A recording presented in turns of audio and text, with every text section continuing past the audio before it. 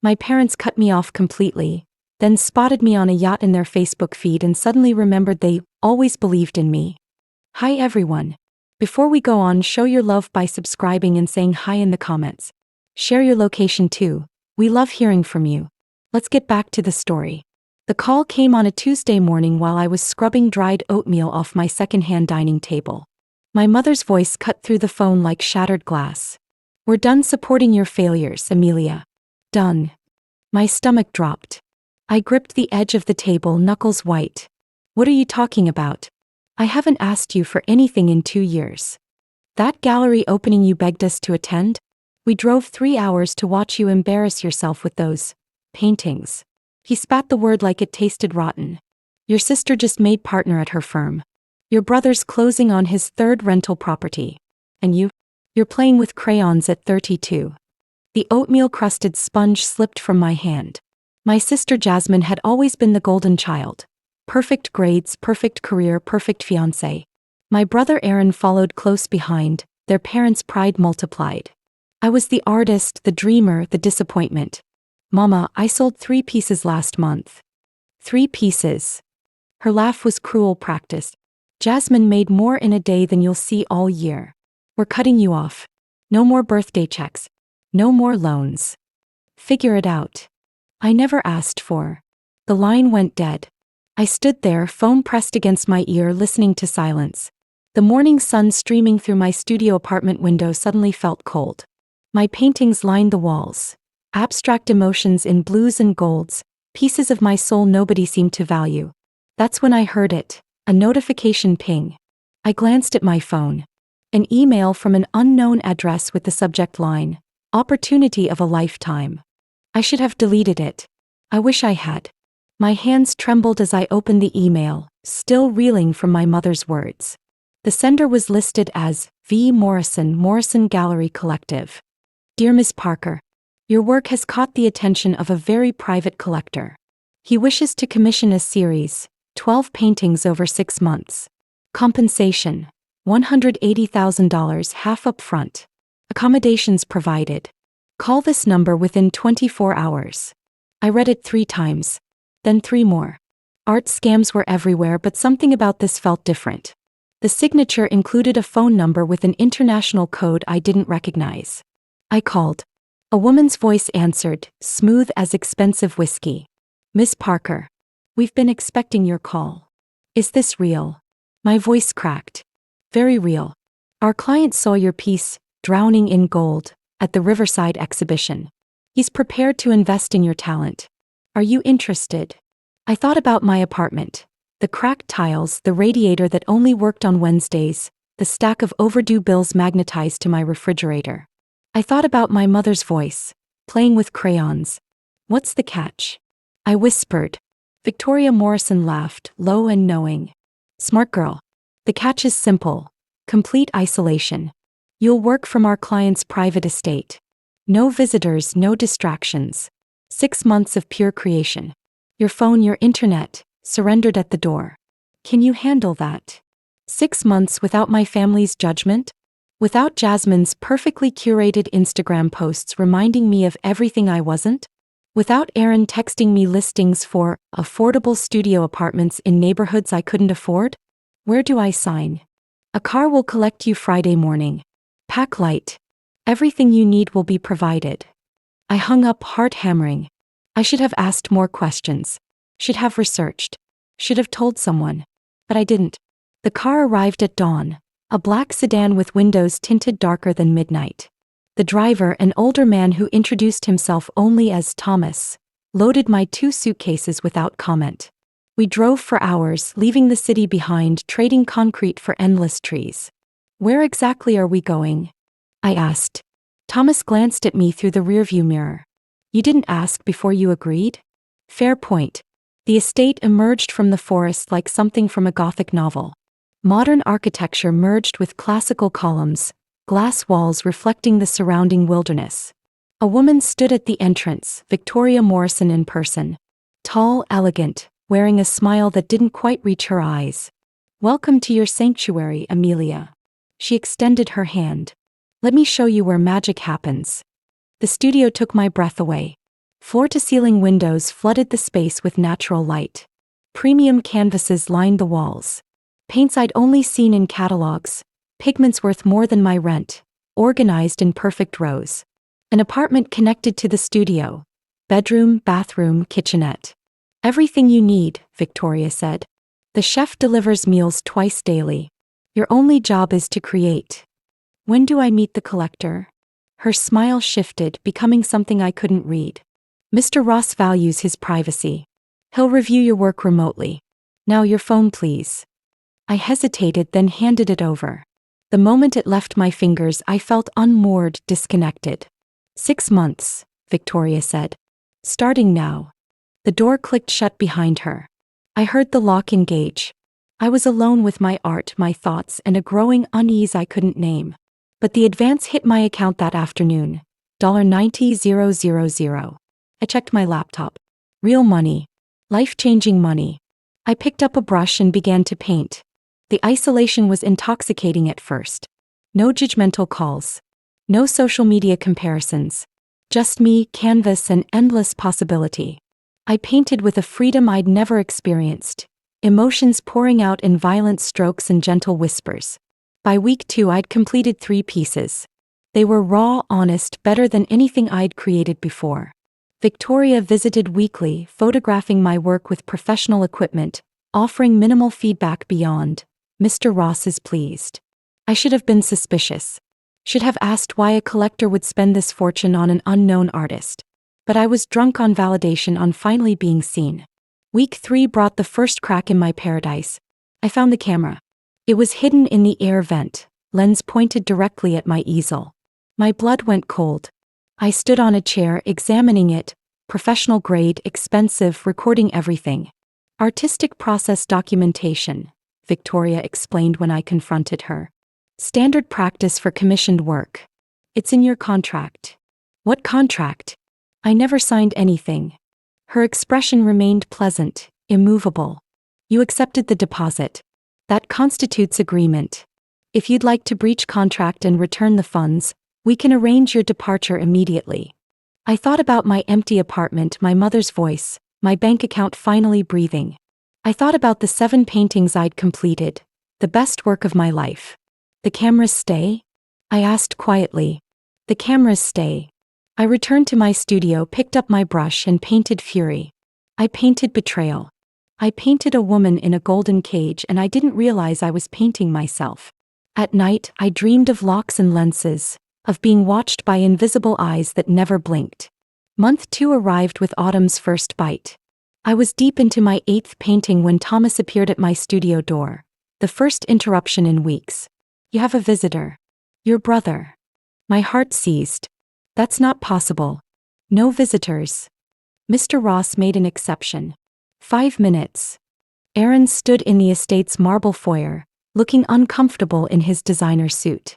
We hadn't spoken since our mother's call, since he'd texted me a listing for a studio apartment in a neighborhood known for its crime rate, and his message. Maybe it's time to get realistic about your life choices. Amelia. He approached cautiously, like I might shatter. We need to talk. How did you find me? Does it matter? He glanced around, clearly impressed despite himself. Mama sent me. He's concerned. I laughed, bitter and sharp. Now she's concerned? After she cut me off? After calling my life's work playing with crayons? Aaron flinched. She didn't mean, look, this place. This setup. Swears this. Nobody knows where you are. You haven't posted anything online in 2 months. Jasmine thinks you're in some kind of cult. Jasmine thinks anything that doesn't come with a corner office is a cult. Amelia. I'm working, Aaron.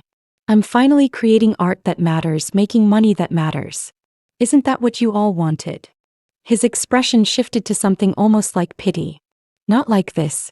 This isolation, these people. We Googled Morrison Gallery Collective. It doesn't exist. There's no record of any V. Morrison in the art world. Cold fear dripped down my spine. You're lying. I'm not. Come home. Whatever this is, it's not worth. Time's up. Victoria materialized beside us. Mr. Parker, your 5 minutes have expired. Aaron grabbed my arm. Amelia, please. Thomas appeared, larger than I remembered. Aaron released me, backing toward the door. I'll be back, he promised. With police if I have to. The door closed. Victoria smiled. Family can be so dramatic. That night I tried my laptop. The internet was gone. My phone line, disconnected. I was truly, completely alone. I couldn't sleep after Aaron's visit. His words circled my mind like vultures. Morrison Gallery Collective doesn't exist. At 2 a.m. I slipped from my bed and did what I should have done months ago. I explored. The estate was a maze of locked doors and darkened hallways. I moved quietly, heart hammering, until I found stairs descending into darkness. The basement door stood slightly ajar. Inside I found my paintings, all 11 of them. But they weren't being prepared for some private collector. They were set up in a gallery-style arrangement, lit with professional equipment. And they weren't alone. Other artwork filled the space. Dozens of pieces by different artists, different styles. Each had a small placard with a name I didn't recognize, a date and a price. My most recent work was labeled Amelia Parker, Captive, $45,000. My knees buckled. They weren't commissioning art. They were manufacturing it. Creating artificial scarcity, a backstory mystery. The isolated artist. The undiscovered talent. The tragedy that would make my work valuable. The tragedy. I heard footsteps above. Voices. Needs to finish the series. 12 pieces, that's the magic number. Then we can proceed with the narrative. Victoria's voice, cold and businesslike. And if she resists? A male voice I didn't recognize. Mr. Ross? She won't. They never do. The money's too good. The validation too intoxicating. Artists are so desperate to be seen. I pressed against the wall, suffocating on my own breath. What about the brother? Handled. He thinks she's in a cult, he'll petition for intervention. Perfect angle for the story. Troubled artist disappears, family desperate. The work will triple in value. And after. Pause. After. Same as the others. Accident. Overdose. Something tragic and romantic. My hand flew to my mouth, stifling a scream. I ran. I didn't think. I just moved. Back up the stairs, through the darkened hallways, searching desperately for an exit that wasn't locked. A window that would open anything. Every door locked. Every window sealed. The estate that had seemed like sanctuary revealed itself as the prison it always was. I was trapped. My studio. I could barricade myself, refuse to paint, force their hand. I sprinted back, slammed the door, shoved my easel against it.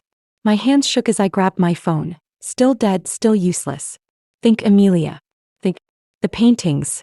I could destroy them, ruin their plan. I grabbed a palette knife, approached my latest work. Captive. They'd called it appropriately. The woman in the golden cage stared back at me with my own desperate eyes. I raised the knife. The door burst open, easel crashing aside. Thomas filled the doorway, no longer the polite driver. Victoria stood behind him, her elegant mask finally cracked, revealing something cold and calculating underneath. Put it down, Amelia. Stay away from me. You're being dramatic. Nobody's going to hurt you. I heard you. Same as the others. How many artists have you killed? Victoria's expression didn't change. Killed? Darling, you misunderstood. We don't kill artists. We make them immortal. Do you think anyone cared about your work before? Do you think you mattered? The words hit like physical blows. We give nobodies like you significance. We create legends. Van Gogh died penniless. Now he's priceless. Basquiat, Kahlo, Plath. Tragedy makes art valuable. We simply accelerate the process. You're insane. We're business people. Now put down the knife and finish your series. Or we release the footage of you accepting money, signing contracts, creating these pieces willingly.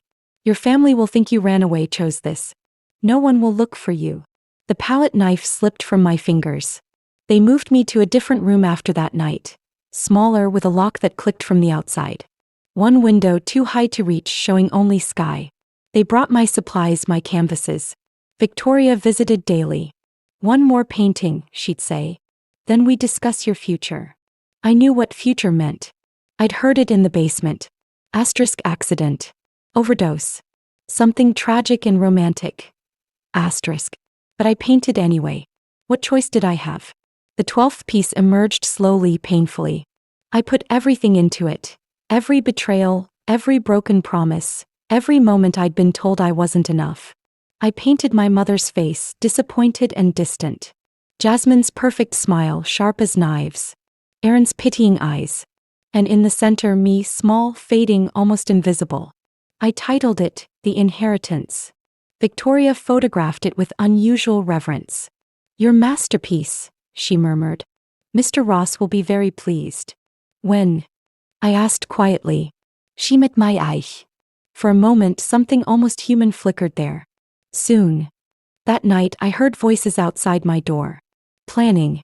Discussing timelines. I pressed my ear against the wood, catching fragments. The yacht party next weekend. Perfect opportunity. Her family will see the photos, realize what they lost.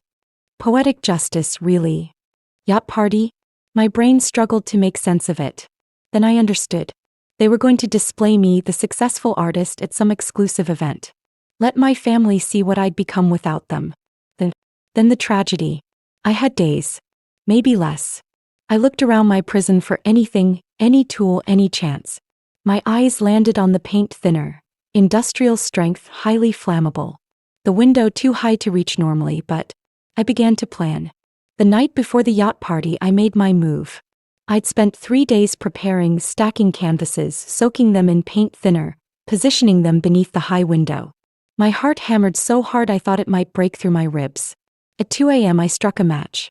The fire caught immediately, flames licking up the canvases toward the window.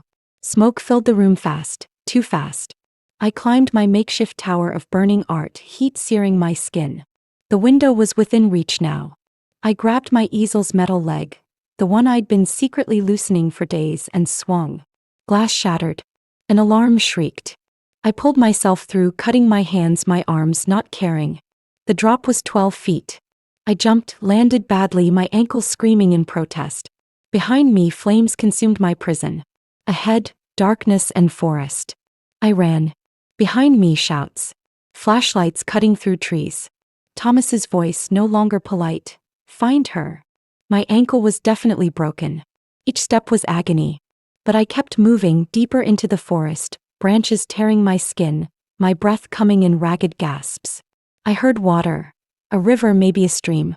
I crashed through the underbrush and found it. A fast-moving creek swollen from autumn rains. Behind me, the flashlights were getting closer. I jumped. The cold water knocked the air from my lungs. The current grabbed me, pulling me downstream, away from the estate, away from Victoria and Thomas and my beautiful prison. I struggled to keep my head above water, my broken ankle useless, my arms screaming with exhaustion.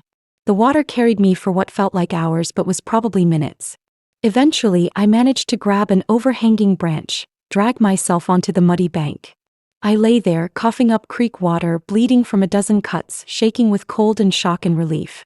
I was free. A jogger found me at dawn, hypothermic and delirious on the riverbank.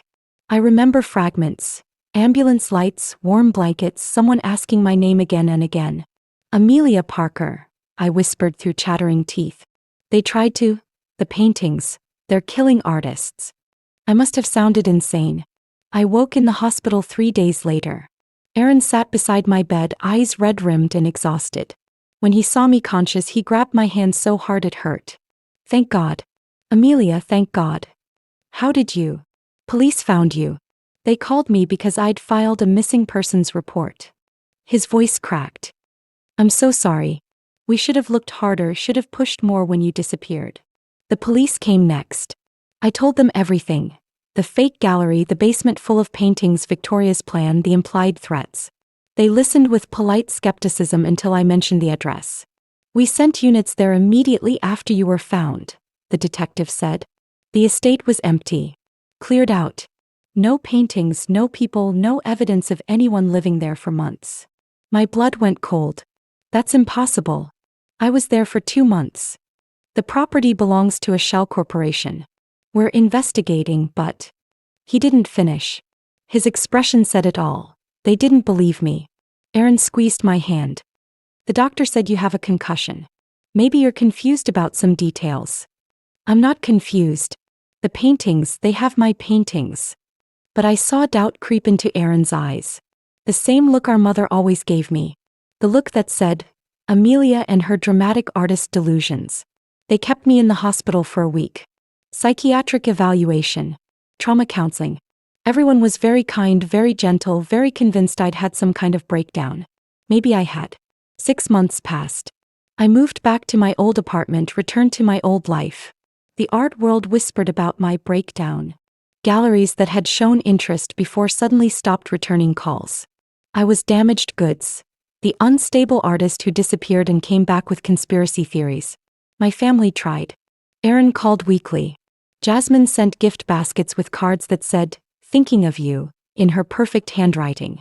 My mother even invited me to Sunday dinner, though she spent the entire time suggesting therapists and maybe a more stable career path.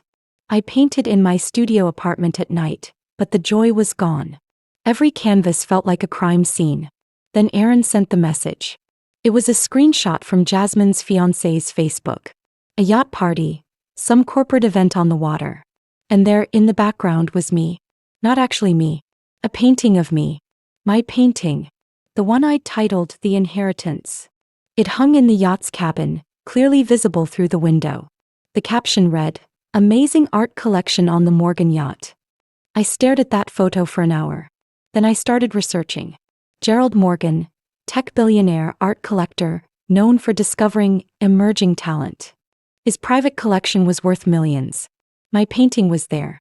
My prison, my nightmare, my near-death, hanging on some billionaire's yacht like a trophy.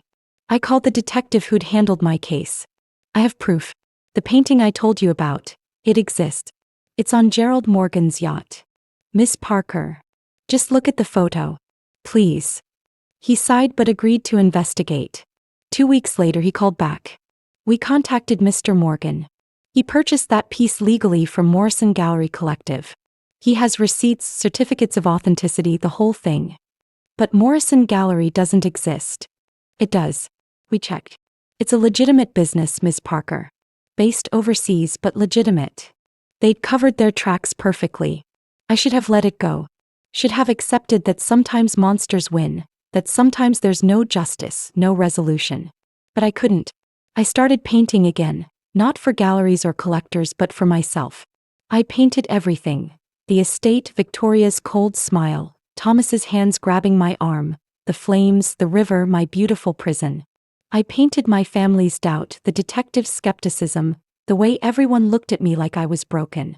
I called the series, The Invisible Woman. A small gallery agreed to show it, probably out of pity, possibly for the controversy. I didn't care. The opening was on a Thursday night. I didn't expect anyone to come.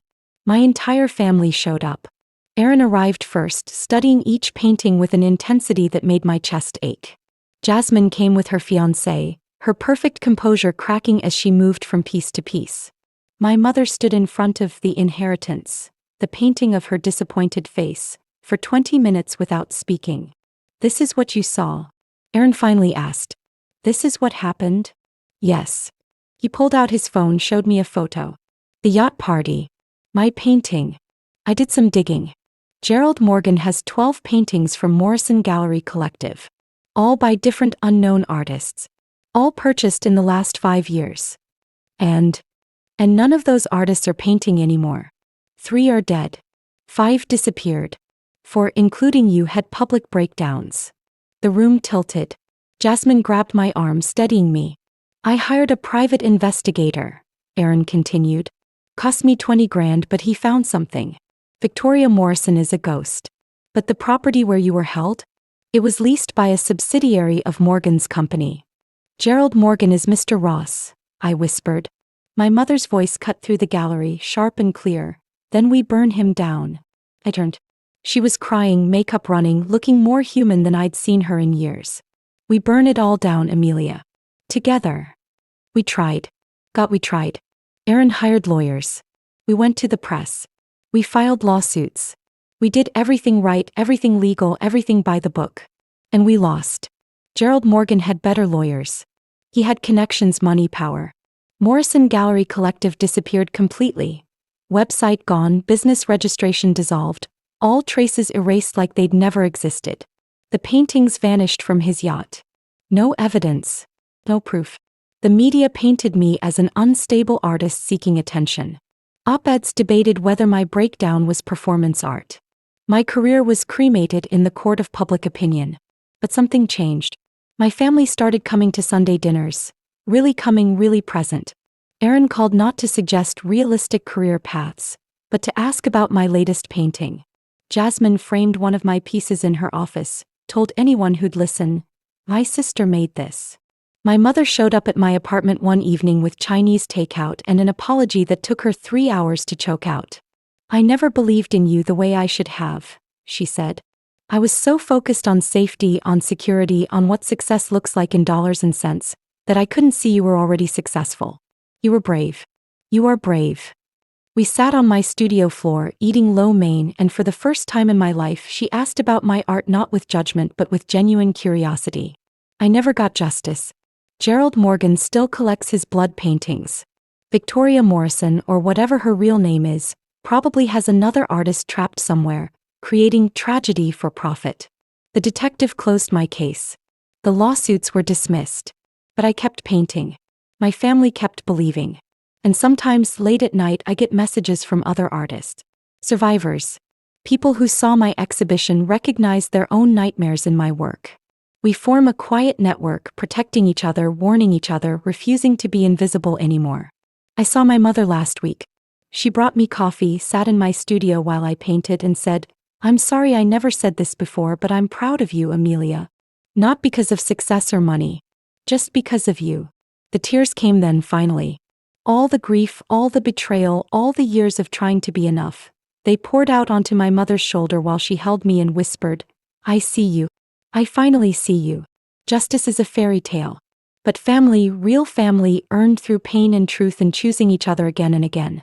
That's real. I'm still here. Still painting. Still surviving. And that's enough." Thank you for staying with Amelia's story. If this resonated with you, please like, subscribe, and share your thoughts in the comments. Have you ever felt invisible to the people who should see you most? You're not alone. Remember, your worth isn't measured by others' approval. Stay strong, stay creative, and never stop believing in yourself. Moral lesson. Success without family means nothing, but family without respect means even less. True healing begins when we stop seeking validation from those who've proven they can't give it, and start recognizing our own worth. Sometimes the people who should protect us are the ones we need protection from. And sometimes, the greatest strength is surviving despite them, painting our truth even when no one believes it, and learning that being seen by ourselves is worth more than being celebrated by those who were blind to us from the start.